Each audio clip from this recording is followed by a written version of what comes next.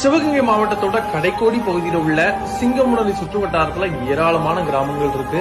சிங்கம்புணரியிலிருந்து சுமார் 7 கிலோமீட்டர் தொலைவில் இருக்கிற ஊர் தான் எஸ் கோவில்பட்டி. பசுமை நிறைந்த இந்த கிராமத்தோட பாதுகாவலனா இருப்பவர் தான் செகுட்ட ஐயனார். சுத்துப்பட்டு கிராமத்துக்கே ராஜாவா இருக்கக்கூடிய இந்த ஐயனாருக்கு கோபுரம் கிடையாது, மாளிகை கிடையாது, கருவறையும் கிடையாது. இந்த கோயிலுக்கு முன்னாடி உள்ள குளத்து நீரை அந்த கிராம மக்கள் தீர்த்தமா கருதுறாங்க. அந்த நீரை குடித நீருக்கும் சமையலுக்கும் பயன்படுத்துறாங்க. இந்த நீராலதான் ஐயனாருக்கு அபிஷேகமும் நடக்குது. இந்த கிராமத்துல இருக்கிற ஆண்கள் எல்லாருமே காது வளர்க்கிறத ஐதீகமா கொண்டிருக்கிறாங்க. இந்த ஐதீகத்துக்கு பின்னாடி ஒரு சுவாரஸ்யமான கதை இருக்கு.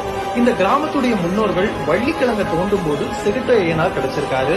அப்போ அவரோட காதுல ஆயுதங்கள் பட்டு ரத்த காயம் ஏற்பட்டுச்சான். இதனால கிழங்க தோண்டி கொண்டிருந்த முன்னோர்கள் கண்கள் பறி போயிடுச்சான். இதனால ஐயனார்ட்ட மன்னிப்பு கேட்ட மக்கள் அதற்கு பரிகாரமா காது வளர்க்கிற பழக்கத்தை கடைபிடிக்கிறோம் அப்படின்னு வேண்டிக்கிட்டாங்களாம். அதை தொடர்ந்து வெளிச்சம் கொடுத்த ஐயனார் அந்த காட்டு